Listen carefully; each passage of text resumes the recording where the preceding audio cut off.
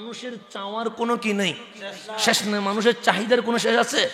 যার motor cycle আছে তিনি একটা কারের স্বপ্ন দেখে, যার কার আছে সে একটা BMW স্বপ্ন দেখে, যার BMW আছে সে একটা হেলিকপ্টারের কি দেখে, স্বপ্ন দেখে। স্বপ্নের কখনো শেষ হয়? যার 10 কোটি আছে সে 100 কোটি বানানোর প্রতিযোগিতায় আছে, যার 100 কোটি আছে সে 1000 কোটি বানানোর প্রতিযোগিতায় আছে।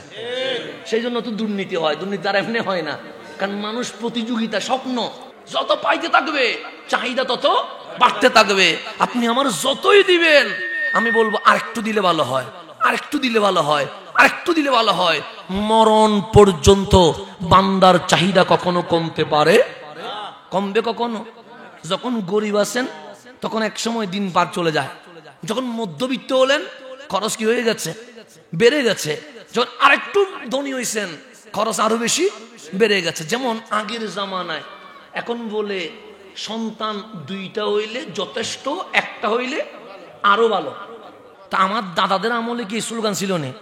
তখন যত হইতে পারে, 18টা হইছে, 20টা হইছে, 21টা হইছে। এখনো না বলতেছে 2টা হইলে যথেষ্ট, 1টা হইলে আরো ভালো। তখন কি আমার দাদাদের আমলে কি স্লোগান ছিল? আর তখন বিয়ে হইতো 9 বছরে, 6 বছরে মহিলাদের, আর ছেলেরা বিয়ে করতো 15-16 বছরে। তখন বয়সও ছিল সেরকম। তো 18-20টা সন্তান হচ্ছে কি হচ্ছে না? হচ্ছে। তখন দাদাদের আমলে কি ছিল? একজনে হয়তো বা কৃষি কামারে চাকরি করতো, কথা ঠিক না?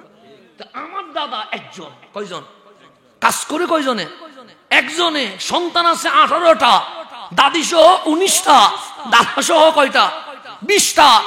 একজনের কাজ দিয়ে 20 জনের সংসার শেষ করে বছর শেষে গোয়ালের মধ্যে ধান রয়ে গেছে। কয়জনের চাকরি দিয়ে? একজন, তাও কৃষক ছিলেন। এখন বাবাও চাকরি করে, ছেলেও চাকরি করে, ছেলের বউ চাকরি করে। দিন শেষে ঘর ভাড়া দিয়া, দোকানের বাকি দিয়া আরো 4-5 হাজার টাকা ঋণ রয়ে যায়। চাকরি বাড়ছে, ঘরের মধ্যে সবাই কি করে? চাকরি করে। কিন্তু দিন শেষে অভাব আছে না? নাই আছে, অভাব কমে নাই। তার মানে কি? আগে টাকা কম ছিল, বরকত ছিল, এখন টাকা বেশি, কিন্তু মওলা বরকত তুলে গেছে।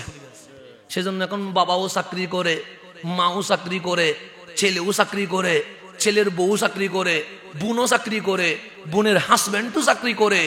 এক করে 4-5 জন চাকরি করার পরেও ঘর ভাড়া আর দোকান বাকি দিতে দিতে মাস শেষে আর কোনো টাকা নাই। স্কুলের ভর্তি ফি দিতে পারে না, কাপড় কিনতে পারে না। রমজানে আসি, মানুষের দুঃখের কোনো কি থাকে না, শেষ থাকে না। তাহলে টাকা বাড়ছে, চাকরি বাড়ছে, কিন্তু বরকত কি হয়ে গেছে? কমে গেছে। আমার দাদাদের আমলে চাকরি করতে কয়জনে? কিন্তু 20 জনের সংসার চলার পরেও বছর শেষে ধানের গোদামে ধান রয়ে গেছে, কথা ঠিক না? তাহলে তার মানে তখন ইনকাম কম ছিল, বরকত বেশি ছিল। তাহলে মানুষের চাহিদা কম না বেশি? যত পাবো আরো বেশি, যত পাবো আরো বেশি। মরণ পর্যন্ত এই চাহিদা কখনো কমতে পারে না। আমি যখন যে লিমিটে, অনেক সময় বলে হুজুররা দুর্নীতির বিরুদ্ধে মাহফিল করছে, আমি বললাম হ্যাঁ, তবে আপনারা দুর্নীতি করেন না। আমি বললাম এটা ঠিক না। কেন?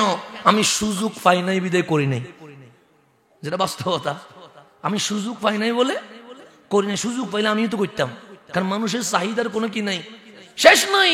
সেই জন্য ইসলাম বলছে তুমি মাহফিল করার আগে তুমি নিজে ঠিক আছো কিনা দেখো। তুমি নিজে ঠিক নাই, অন্যকে মাহফিল করার কোনো দরকার। আমার বউরে যদি আমি পর্দা করাইতে না পারি, আজকে এখানে এসে পর্দার মাহফিল করলে কখনো হেদায়েত হবে না। আগে আমার ঘর কি করতে হবে? সেই জন্য আমার নবী যাই আগে মক্কাবাসীর দাওয়াত দেয় নাই, আগে গিয়া আম্মা জান খাদিজাতুল কুবরাকে দাওয়াত দিছে। কেন? আমার স্ত্রী জানে আমি স্বামী কেমন। যদি আমি দাওয়াত দেই, স্ত্রী যদি না বলে, তাহলে বুঝতে হবে স্বামী হিসেবে আমি ব্যর্থ। আর যদি কবুল করে, তাহলে আমি স্বামী হিসেবে উপযুক্ত। আমার নবী গিয়ে আম্মা জান খাদিজারে কালিমার দাওয়াত দিতে দেরি, আম্মা জান খাদিজা বলে, এটা তো আমি আগে থেকেই ঈমান নিয়ে বসে আছি। আপনি বলেন নাই বলে কিছু বলি নাই, আমি জানি আপনি রহমতুল্লিল আলামিন, আপনি ইমামুল আম্বিয়া, সেই জন্য তো বিয়ের প্রস্তাব দিয়েছি, আপনাকে স্বামী হিসেবে গ্রহণ করেছি। আপনি নবী কখন দাওয়াত দিবেন আর আমি লাব্বাইক বলে কখন হাজির হব, এটার জন্য 15 বছর অপেক্ষায় ছিলাম। ঘরের বিবি প্রথমে ঈমান নিয়ে আসছে, তাহলে প্রথমে দাওয়াত দিতে হবে কোথায়? ঘরে। এরপর দাওয়াত দিতে হবে কোথায়? বাইরে। ঘর ঠিক না করি বাহিরে দাওয়াত দিলে জীবনে হেদায়েত হবে না।